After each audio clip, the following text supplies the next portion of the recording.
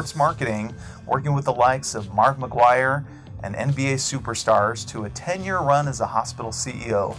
Now he's on a quest as a warrior against greed in healthcare, as a consumer advocate and best-selling author.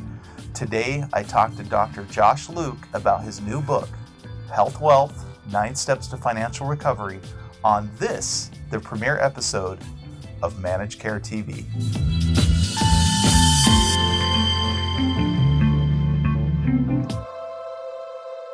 Dr. Josh Luke, welcome to Managed Care TV. Thanks for having me. Excited to be here. Absolutely. This is just as exciting for me.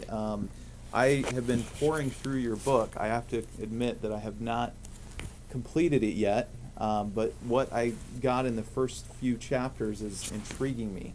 And, why don't we kick off the program talking about this announcement last week by Warren Buffett and the Amazon folks. And, I found it interesting that in your book, you actually mention Warren Buffett. You quote him in the book saying, the real problem is healthcare.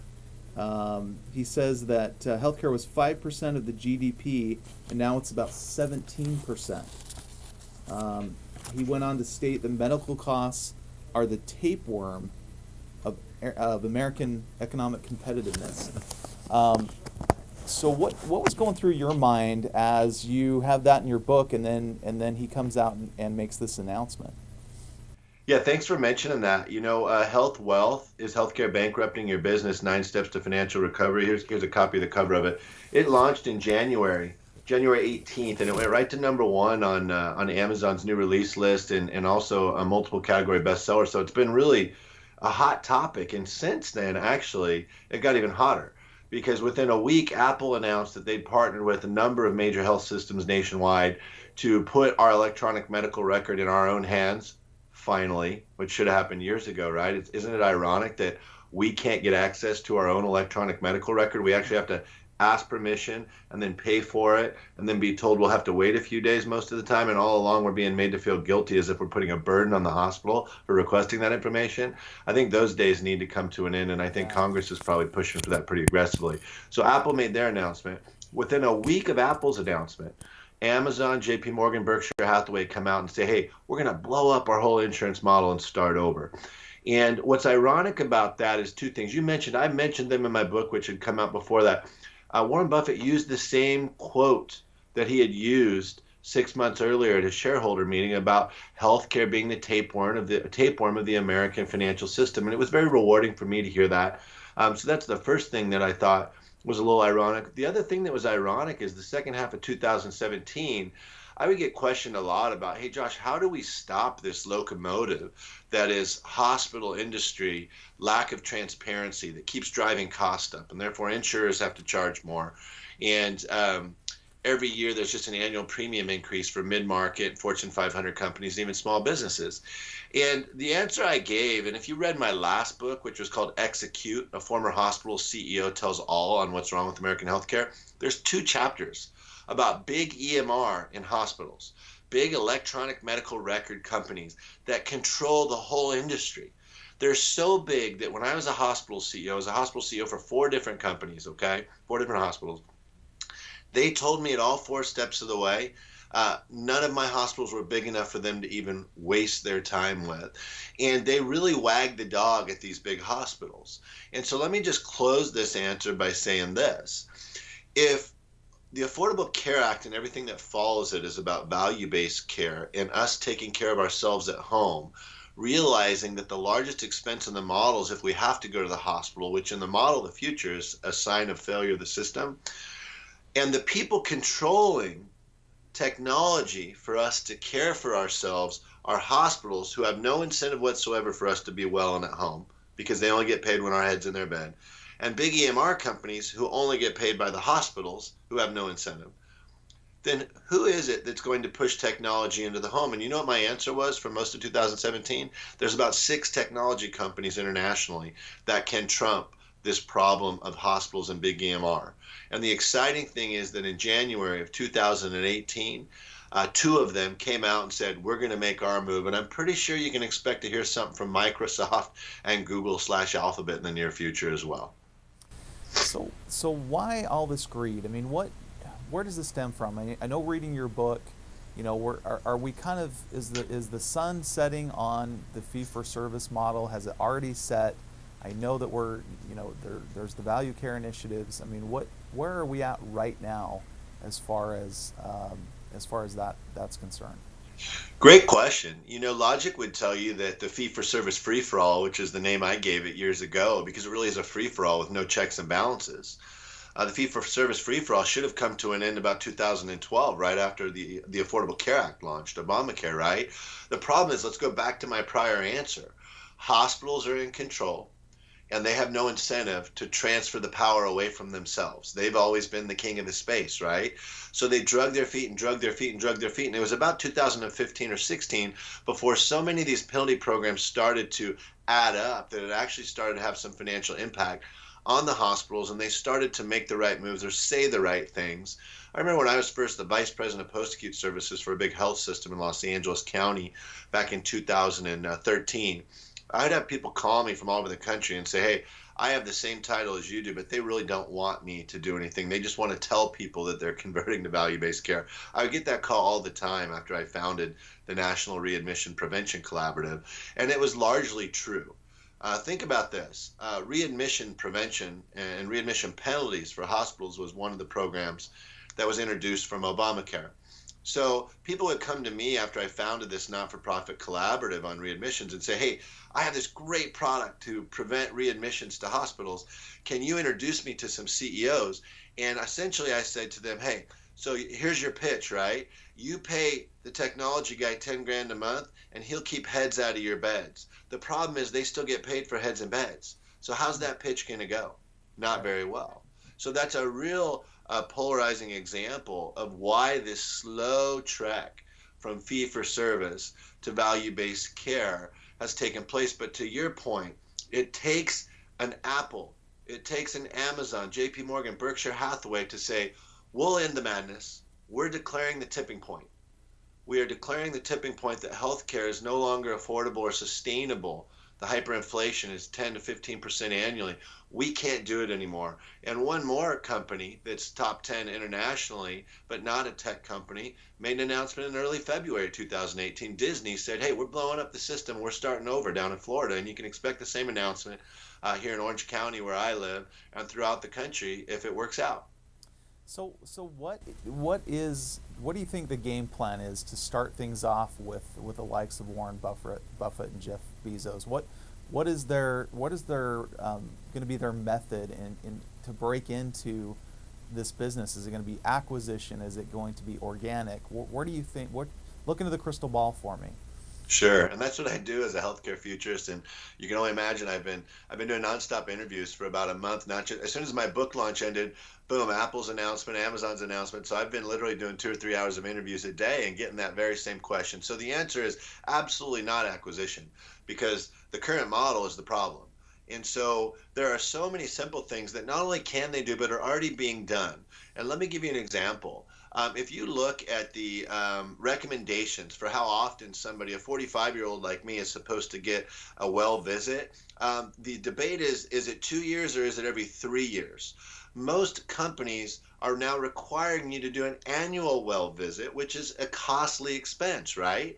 So right off the bat there's a lot of stats that show companies can save anywhere from 2 to 4% of their overall spend by just using the recommendations that already exist. Remember, though, the insurer is not incentivized to give their client, corporate Fortune 500 mid-market company, that type of advice, because the insurer makes more money when more money is spent, and they can give you that annual increase each year.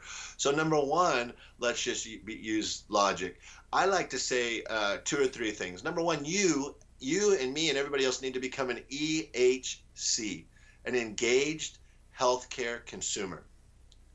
We shop when we buy for a car. We shop when we buy a house, neighborhoods, bedrooms, cost, all those things. Why don't we do it for healthcare? I'll tell you why we don't do it for healthcare.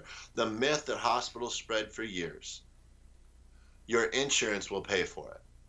That's a myth and it's a lie. When you pick the quote unquote better hospital that's 60% more expensive because you're told don't worry about your cost, your insurance will pay for it. What actually happens is all your colleagues at work also pick that better hospital. And at the end of the year, because your employer had to pay 60% more for all of your procedures, they get a 10 to 15% increase on their annual premiums. They pass that on to you. Now they roll over to the high deductible plan. But let me tell you about the high deductible plan. It's not necessarily just cost shifting to you. What it's doing is it should be motivating you to become an EHC, an engaged healthcare consumer. And there's kind of a 3-point plan for becoming an EHC. When you become an EHC, shop for doctors, shop for procedures, hospitals So when you I'm a go small there, employer. engage in pharmaceutical purchasing. When you do those things, it creates competition. Competition will drive costs down for your employer, number one, and it will force hospitals to be transparent about their prices, which they aren't at present. So, is that what you feel is going to happen with Amazon and Disney? They're going to force competition, which is going to force the other insurers to drive the cost down, or what's the game plan there? Well, I think if you were to create the model from scratch and forget about the last 50 years of the hospital industry, you probably wouldn't even engage the hospitals in the conversation, quite frankly, because they're the last resort. But because we're so programmed that hospitals are at the center of this universe, what you're going to need to do with these progressive companies, and I emailed a copy of Health Wealth out to each of the 3 people with those companies that are strategizing, and they were the first to say, we don't have a plan yet. We're not sure what our plan is. We just know that the hyperinflation has to stop and it's unsustainable. So there's 3 P's to a successful, cost-efficient healthcare strategy. Number 1 is have a plan. Number 2 is focus on preventative medicine, and number 3 is focus on personalized medicine. Let's be more specific.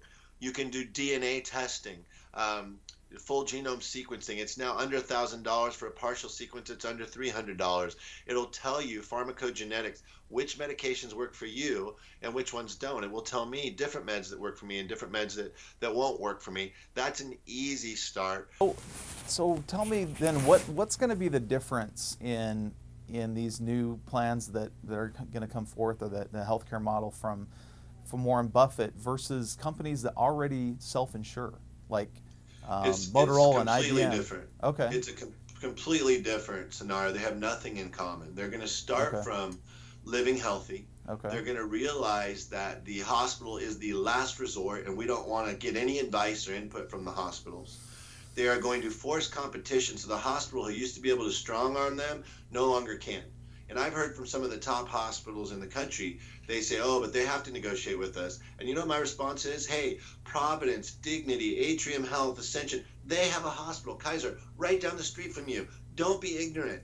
They can walk away from you in a heartbeat. It's time for you to be transparent. When there's more than one hospital in town, competition exists. Right. We, as corporate America and as engaged healthcare consumers, have to force competition. I tell this story in my book. I tell it from the stage when I public speak. You walk into a hospital and ask them for their prices, and they look around like, what do you mean? We don't have those. Less than 20% of hospitals will share their prices with you. What other business in America, here's a question for your viewers and listeners, what other business in America can you not get the cost of goods or services before you're required to purchase or acquire? Ironically, in real estate and finance, not only is that not the case, but they are required by law to provide it to you in writing. You know, it's kind of like the buying a new car scenario. Just tell me how much the car costs. Don't tell me don't ask me what I want my monthly payment to be. That's essentially the same line of thinking in the hospitals. I mean, they're just so used to calling the shots. Yeah. You know, so it's interesting. My new website, health-wealth.com, it has a loss assessment if your company is looking to see how much wasteful healthcare spending you have, and I can guarantee you there's some. We're going to launch the 9 audio steps to financial recovery by the end of February. We're also launching in September, Health Wealth is Healthcare Bankrupting Your Family. 7 steps to save $7,000, and that's going to be awesome because now it's going to be consistent with my presentation when I speak, which is, hey, I'm going to tell you 4 or 5 things you can do to save money tomorrow. And that ultimately is going to help your employer save, which is ultimately going to drive down costs through competition. But your question about how does the new model compare to these similar models we've seen, it doesn't look anything like it. They're going to start from square one and say, how can we engage our employers to live healthy? How can we create competition amongst hospitals? How can we go to a direct primary care physician model where instead of taking, so if you haven't heard of DPC, your clients, direct primary care is one of the most quickest emerging decisions your employer can make. Instead of taking, let's say they spend $10 million a year on healthcare costs, your organization. Okay. Now, what we're going to do this year is we're going to take $4 million of that and still contract with Cigna or Blue Cross, okay, Blue Shield. But we're going to take another $4 million and we're going to find a local primary care clinic plus specialist that will give us carte blanche, walk in anytime for all of our employees and family members at their multiple local clinics. And after hours, if they don't have an urgent care, guaranteed 24-hour physician on call. Guarantee you, your employees will love this, right? They will love it. And it's a fixed cost for the organization. So when you stop and think about direct primary care, you go, hey, that kind of sounds like concierge medicine. And for those that don't know what concierge medicine is, in countries with socialized medicine and in small pockets in America where people don't want to deal with the bureaucracy that is health insurance, they say, hey, here's $8,000 a year. I'm gonna get access to this primary care clinic anytime I want. It's kind of for the well-to-do. DPC is not for the well-to-do, it's for the smart-to-do. The companies that say, hey, I can get direct access anytime from this major clinic in my town, why wouldn't I do it? And if you do the math, I gave $4 million to BCBS or Cigna. I gave $4 million as a fixed cost to this local group who's gonna love the fact that they have guaranteed income of $4 million a year, right? And now you have $2 million of wiggle room to pay for the other components of your health care, and hopefully $1 million of that is just wiggle room. Margin for error, if you will, hopefully profit margin. But what all of this leads to when you look at a direct primary care model is I want you to think about this. Life insurance and car insurance, those are catastrophic insurances. Why is health insurance not just catastrophic? Why is it all inclusive? And that's the problem, is when you separate into direct primary care, you're controlling controllable costs and you're doing it so much better than you would in the traditional model. I'm 25 employees. My insurance rates have gone up probably by 10% at least in the last 3 years, and I'm fed up with it. And I know that's what your book, Health Wealth, is all about, is kind of talking to business owners. And we have our offices in a medical building. We have several doctors here, family practice doctors. Would it behoove me to go to them and say, hey, look, could we work out an arrangement? I'll let you see all of my employees, and it's convenient, it's here on site, it's a separate office. Is that the type of thing that you're advocating through this DPC? Yeah, so in my book, 9 Steps to Health Wealth, 9 Steps to Financial Recovery, just giving you kind of a 120-second without doing the research, which is the most important part.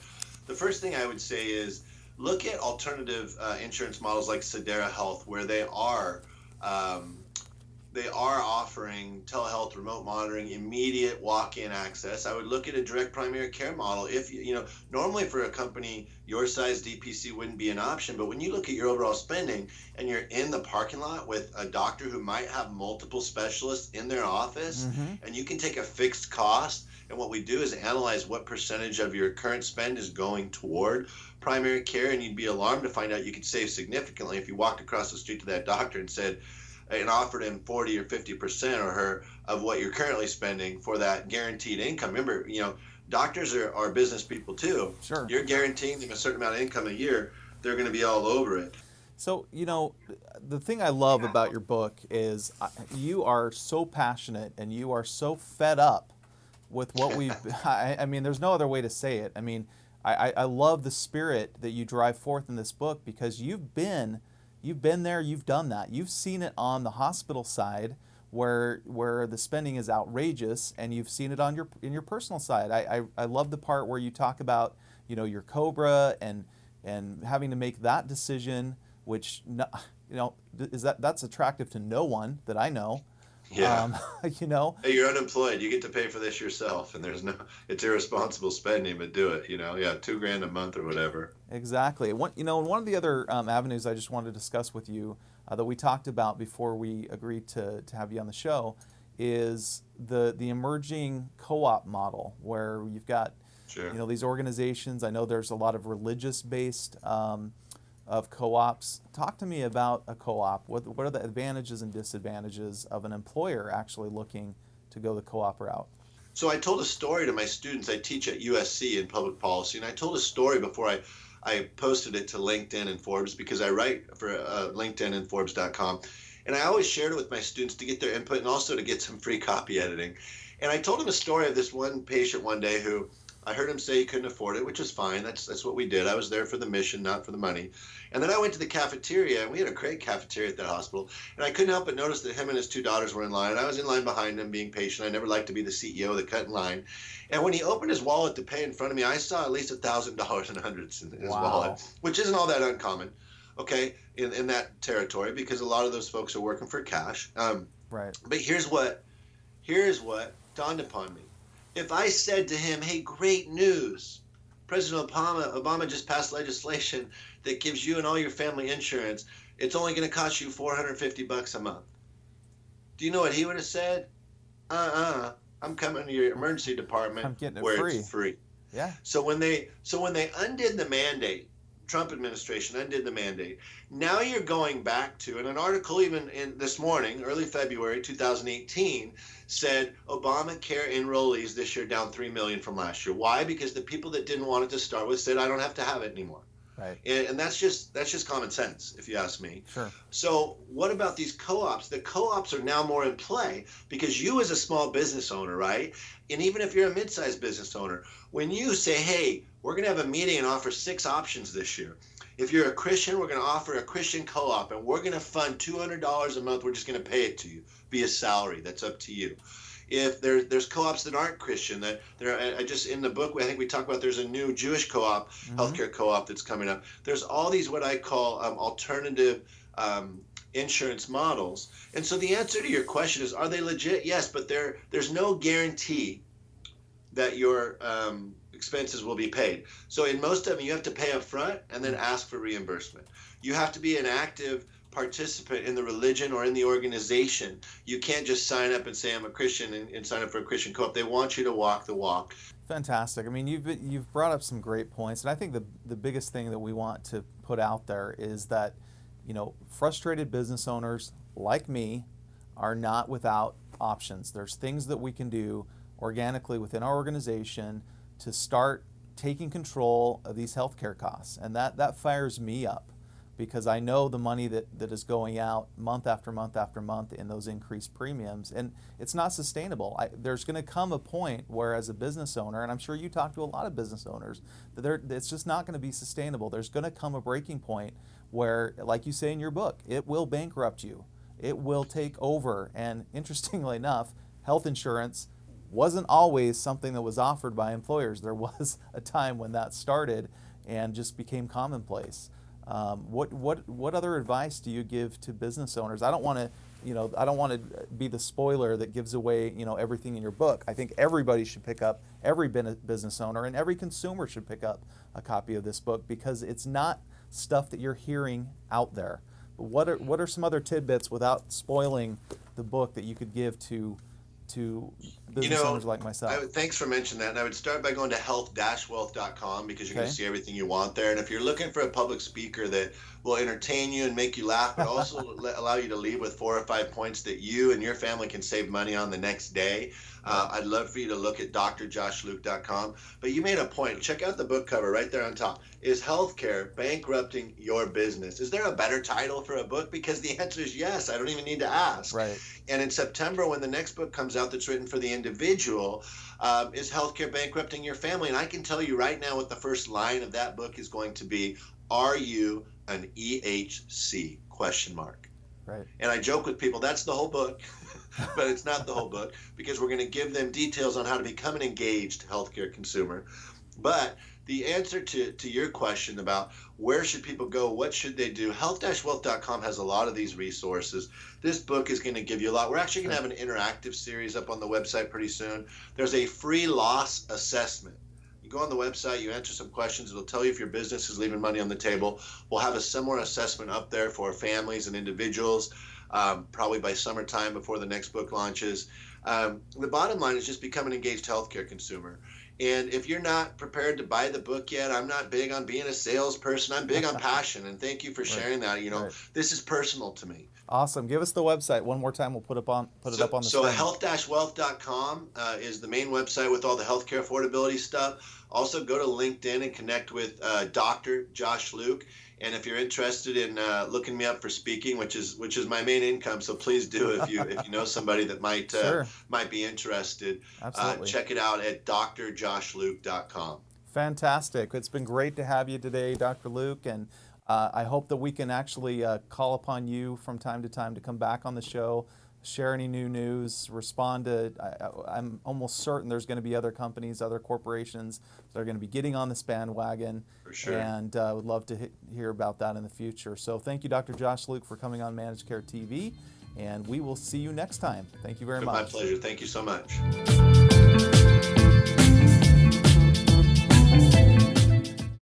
At CareNational, we are experts at recruiting medical coders for a variety of positions within reimbursement management and managed care.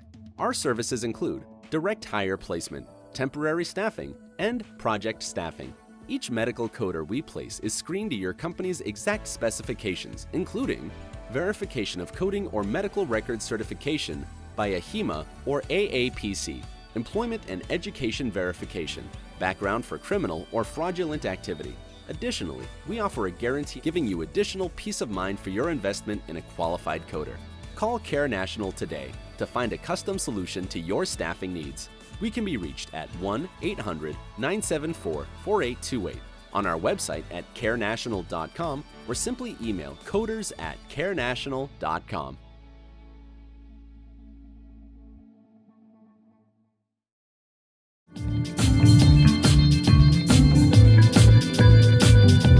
My next guest is Jim Hammond, an expert in all things healthcare here in Arizona. Jim's a healthcare consultant for his own company, Professional Healthcare Solutions, and publisher of the Hertel Report, the premier resource for the ever-changing world of healthcare. Jim, welcome to Managed Care TV. Thank you very much for having me, Steve. You betcha, you betcha. So just as we did with Dr. Luke, I kind of wanted to start talking a little bit about, these announcements. So now we've had Apple. We've had Disney this week. Of course, we've had Amazon, Chase, and Berkshire Hathaway last week. Right. What is going on?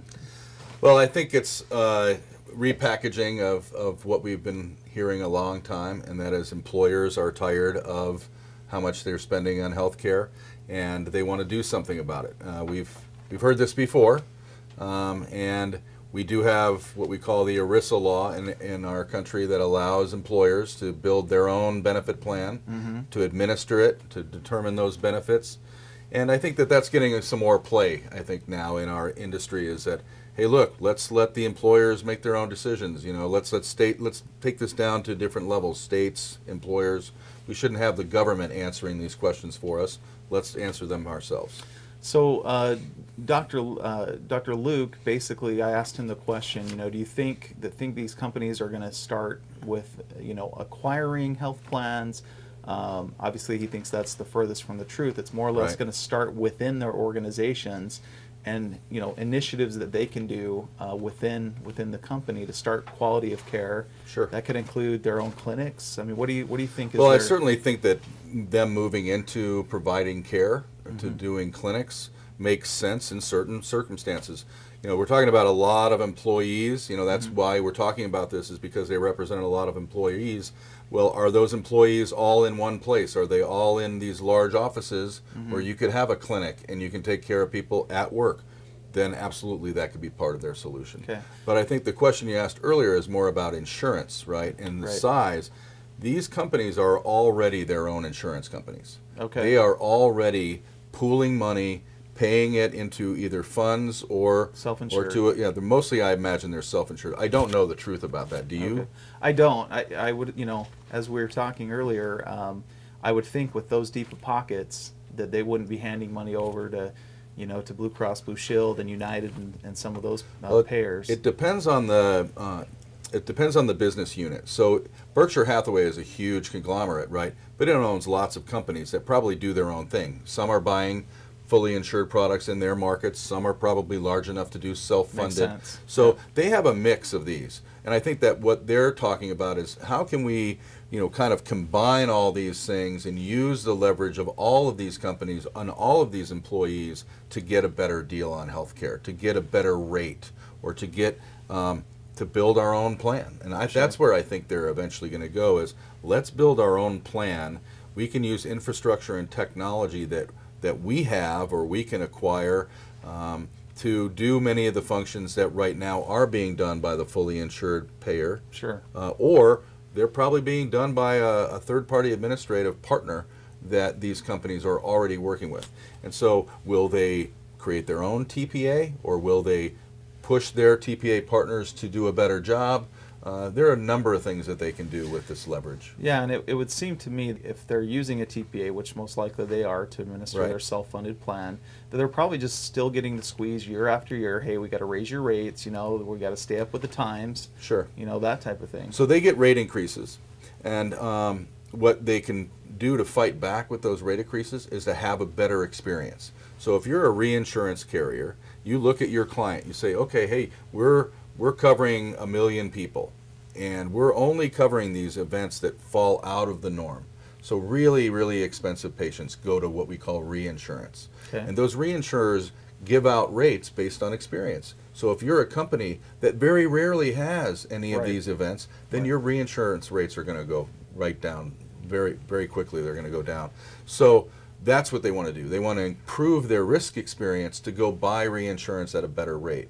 Or maybe they're big enough that they're just going to pool their own money and Pay for and everything. pay for everything. Yeah, it would seem to me like a company like Berkshire Hathaway and Amazon, they have warehouse workers, they have, Warren Buffett owns companies that are more industrialized Sure. where there is higher risk for people to become injured or Right. sick. Yeah, I would think that those companies are big enough to fund their own reinsurance pools. Even if they had to pay, if they're the ultimate payer, if they had to pay for 10 transplants a year, they can save the money, they can pool that money, they can put it in the stock market, right? Save that money, pool that money, Right. and then use it for their employees later. They're ultimately on the hook for that cost. So they can manage that at that level, but they also can lower the overall cost with this other stuff that everybody's talking about, with the wellness and the prevention. But that's not new either.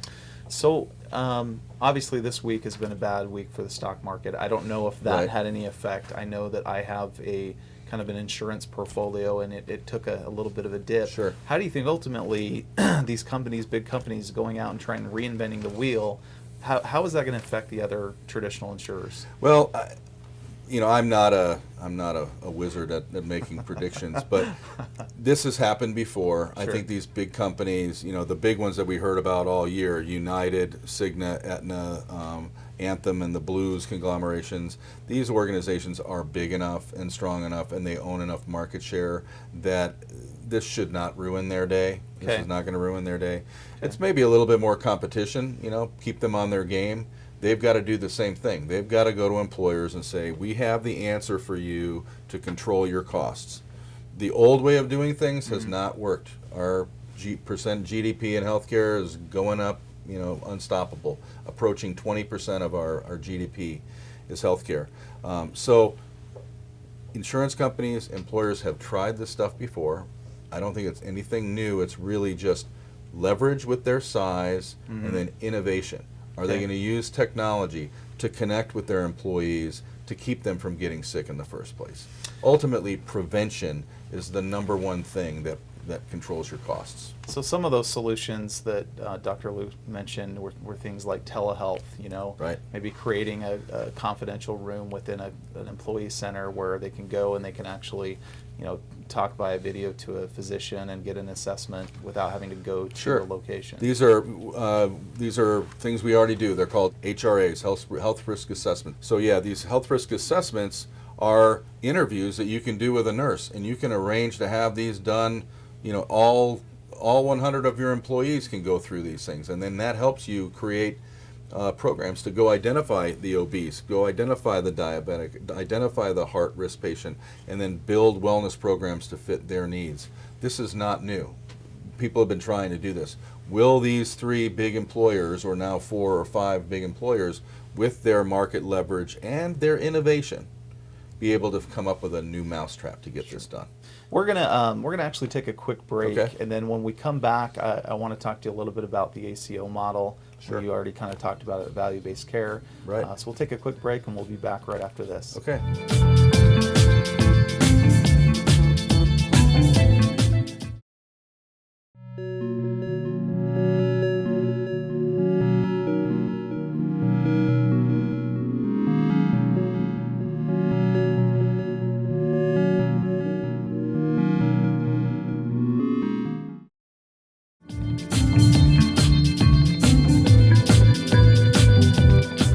Well, we're back with Jim Hammond, but before we get talking about ACOs, I just wanted to announce that we will have our next managed care TV show that will broadcast on Saturday, March 10th. Guests to be announced, but it'll be airing at 8 Pacific and 11 Eastern. So please mark your calendars or go to managedcare.tv and register for updates. So we're back talking about ACOs. There may be some people on the broadcast that don't really understand the ACO model, the Accountable Sure. Care Organization. Can you give us Right. the Reader's Digest version on that? Sure. Well, people know what the ACA is. Of course. Right. The ACA was this huge law, and most people know about the mandate. They know about the individual mandate. A lot of people know about Medicaid expansion. That's also kind of the tip of the iceberg. But most people don't know that the ACA also started this program called the Accountable Care Organization Program. And what these are is organizations of providers. Some insurance companies got involved, but mostly it's provider organizations that have aggregated together either just physicians or physicians in hospitals, and they aggregate together and they have a deal with Medicare to take care of Medicare members and have those results tracked. And those results are tracked both on a quality basis and a cost basis. Okay. So Medicare is watching how much money is being spent taking care of those members. And those members are essentially assigned to one of these ACOs. So these ACOs then take the responsibility of all the costs associated with those Medicare members, and they manage it. So they start to put in processes to make sure that people stay in their network and they don't go crazy getting health care all willy-nilly anywhere across the country. Okay. They need to get into a case management program, and so they go and they target these people and they find out which ones are sick and they go and take care to those folks. And so they're being proactive and they're taking responsibility for the whole entire healthcare spend. And so they're starting to change the way healthcare is delivered. So it's basically the provider is cutting out the middleman, the insurance company, and going right to Medicare for the reimbursement. Is that Well, this is these are Medicare members, so Okay. they're traditional Medicare members. They do not make any choice to leave Medicare and go into a Medicare Advantage plan. So these are not Okay. Medicare Advantage plans. These are traditional Medicare members, Okay. and they can go anywhere. They have freedom to go anywhere to a doctor that takes Medicare. But what's happened is we've identified who the primary care physicians are that are mainly taking care of those people. Okay. And so you go to those primary care physicians and you say, hey, look, you have about 2,000 Medicare patients that are seeing you. Let's find the costly ones and let's get them into care programs, into disease management programs, so that they don't cost our country so much money. Sure. And then if we can save the country some money, then we'll get some of it back. Okay. And so there's a cost share or a risk share with these organizations where if it's demonstrated that you've met quality standards and you've lowered the cost of care, that you can get some of that. If you create some difference, some delta there, you can get a check from the federal government. So then that's where we're talking about STARS ratings and different levels of reimbursement based on the quality of care, correct? Well, the quality of care measures, there are 33 of them, and they're very set and they're clear. What you're talking about, the STAR ratings, are really more about Medicare Advantage plans. Oh, okay. And this is where a for-profit or a not-for-profit company has a deal with Medicare to sell Medicare replacement. Okay. And this is what a voucher is. When people talk about voucher system, programs, sure. Medicare Advantage is essentially the voucher program. Okay. You get essentially a voucher that says, I get regular Medicare. At very least, I get regular Medicare. You give that to Humana or Aetna or United or Cigna, and then they say, we'll give you regular Medicare plus some other stuff like vision or dental or Package reduced. it up. Yeah, so they create a better benefit plan that meets the needs of that Medicare member.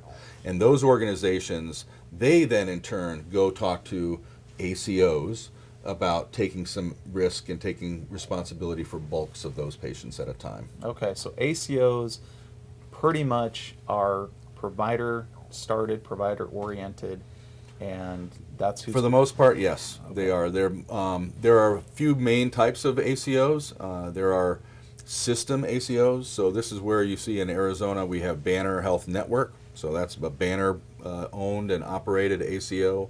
You have ACN, Arizona Care Network. Arizona Care Network is a partnership of Abrazo, owned by Tenet, as well as Dignity.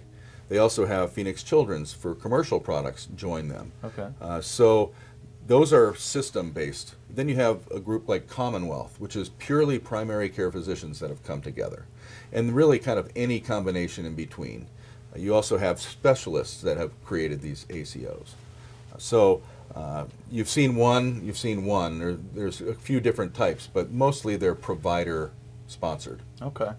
Let's talk for a minute, shift gears a little bit, and talk about Medicaid, because Okay. I know that's one of your chief areas of expertise. Yeah, Medicaid.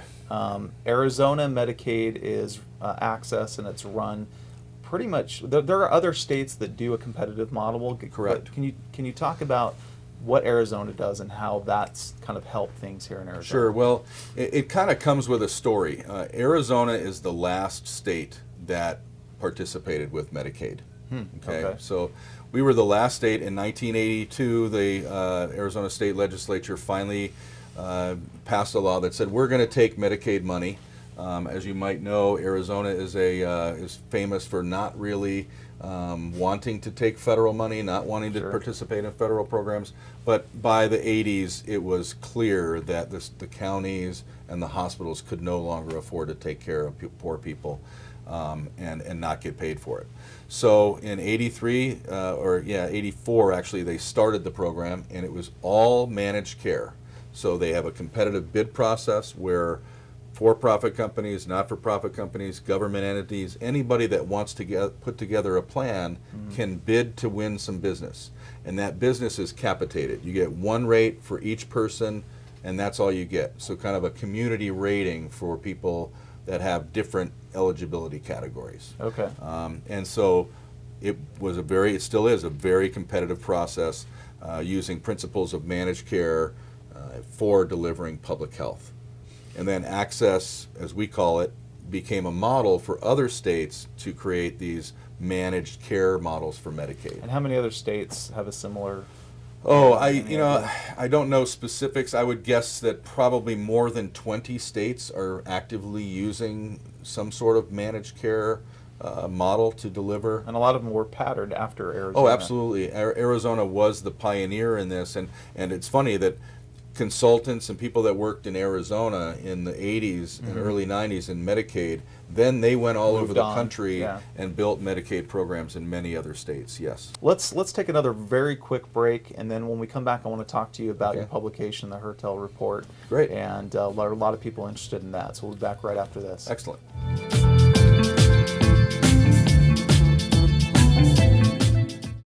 At CareNational, we are experts at recruiting medical coders for a variety of positions within reimbursement management and managed care. Our services include direct hire placement, temporary staffing, and project staffing.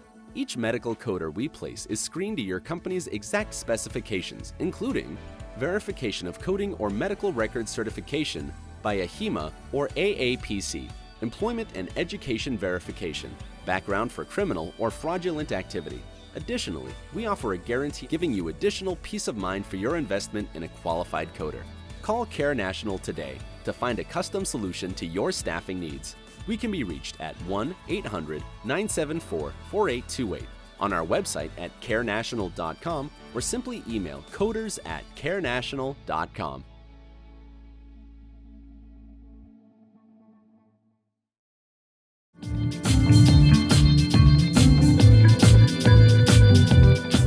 All right, we're back with Jim Hammond. And Jim, you've been doing this for 30 plus years. Right. And I've known you from some of your State of the State addresses that you do. Tell people a little bit about what you do day to day and what the Hertel report is. Well, I have been in the industry for 33 years, mostly in what we call the provider-payer contracting space. So I'm an expert in the contractual relationships that are negotiated and signed between insurance companies and networks and providers, hospitals, health systems, doctor groups. So I've been doing that my entire career, and in 2011 I was given the opportunity to start helping the Arizona Managed Care newsletter, which is a monthly publication that was started back in the 90s by a guy named Jim Hertel. And so eventually it became clear that I should take the company over, and I bought it from the family in 2014, and I renamed it the Hertel Report. And what our goal is we want to be the source that connects the Arizona healthcare industry. So we are where you go for news and data about healthcare, anywhere from what's going on federally with legislation and new rulemaking, those kinds of things, all the way down to our recent report about Dignity and Centene and their inability to have an in-network contract in 2018. So we cover Arizona, but we know that the national picture is really... Keep your finger on the pulse of what's Absolutely. going on. We follow the national picture and then bring it into Arizona. What does this mean to you?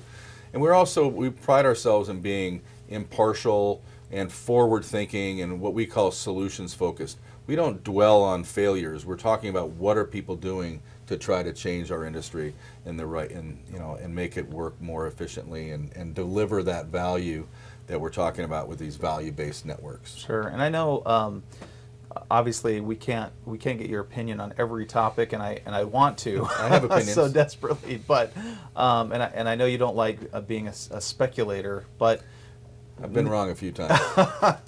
Name a couple of trends that you're seeing that is improving the value of care and any relief that you see in the future for an employer like myself.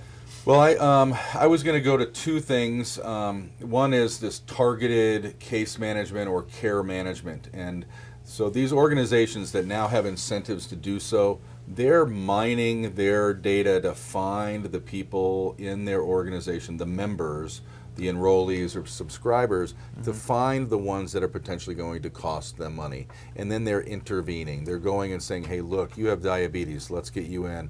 Let's make sure you see a nephrologist. We want you to see a nephrologist.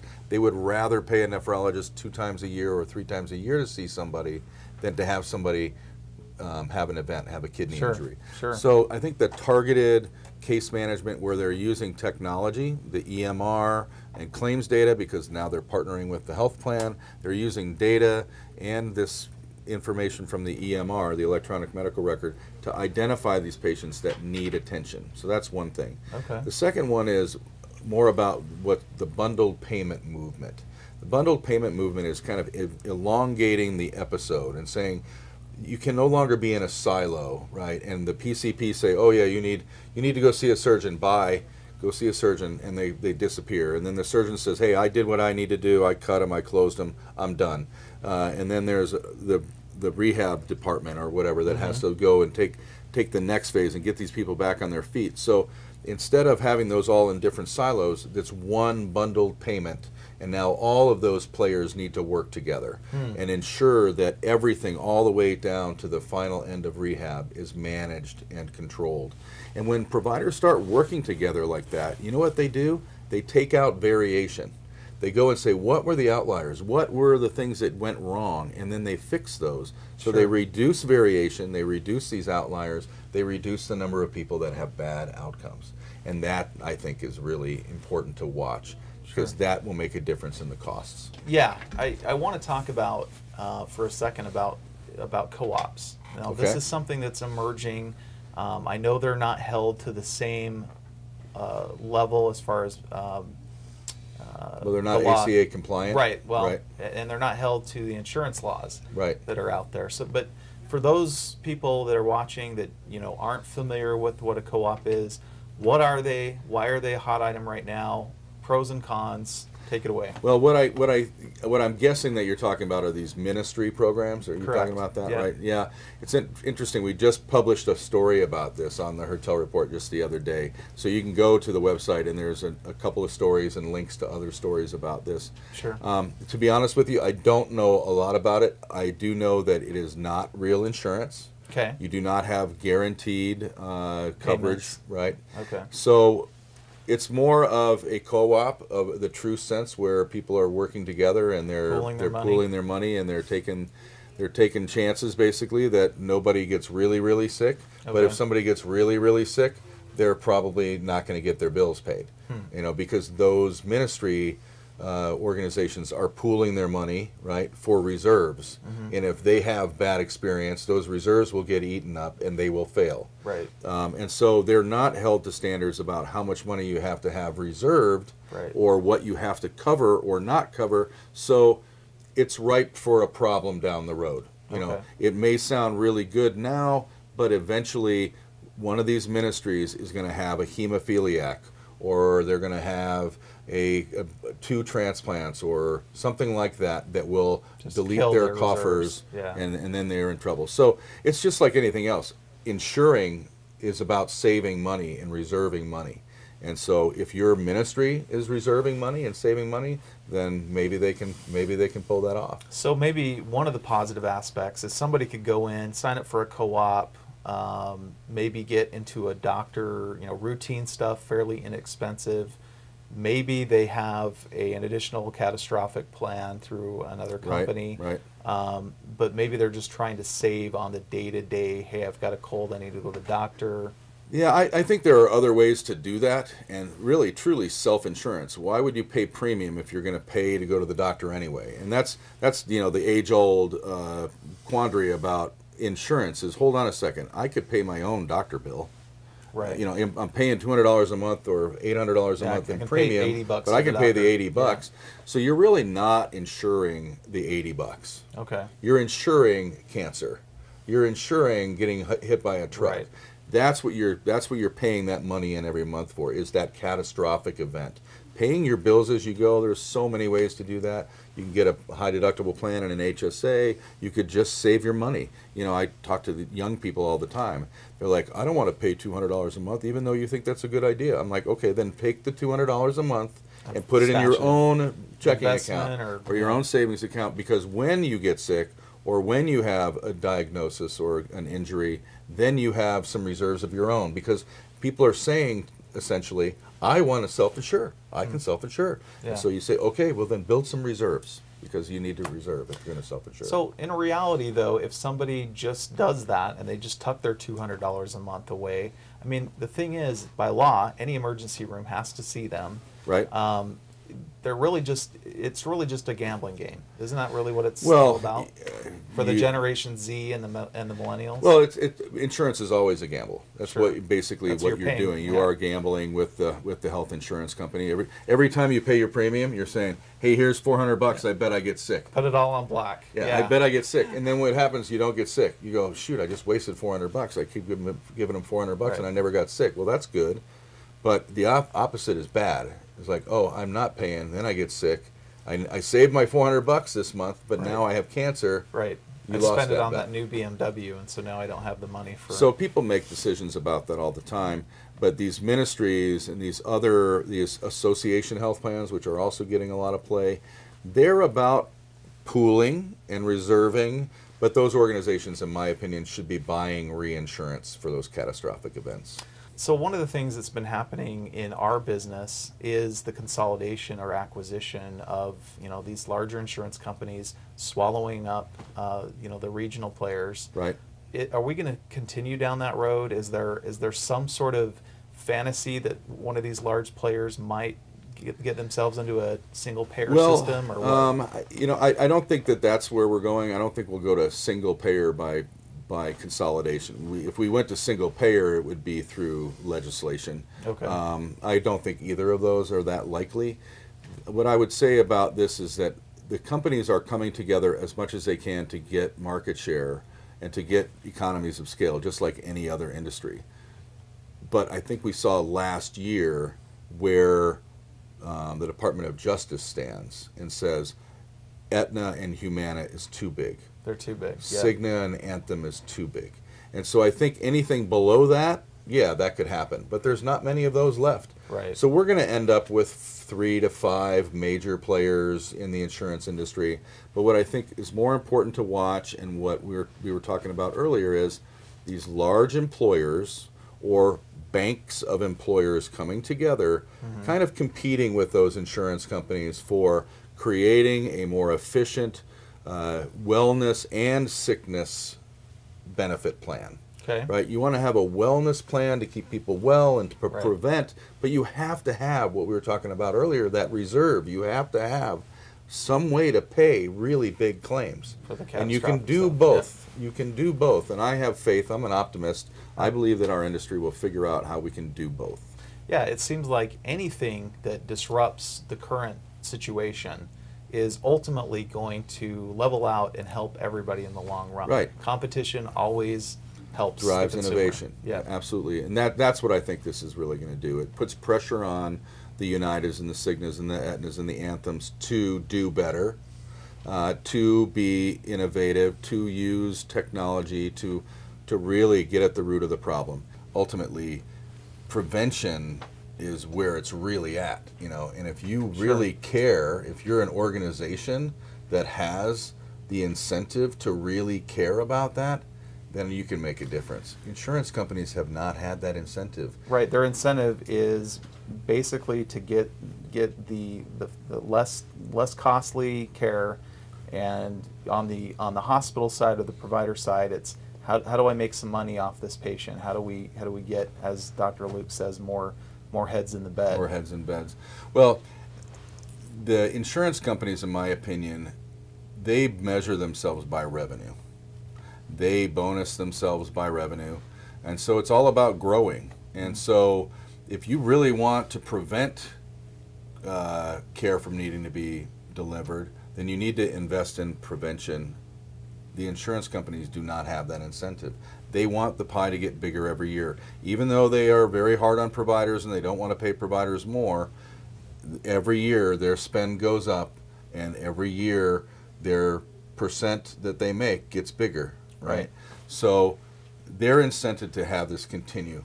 Well, fantastic. Well, Jim, I appreciate you coming on my Managed pleasure. Care TV. Why don't you give a shout out again for your website so Sure. we can get it on the screen for All right, you? well, it's the Hertel Report, and online it's www.thehertelreport.com.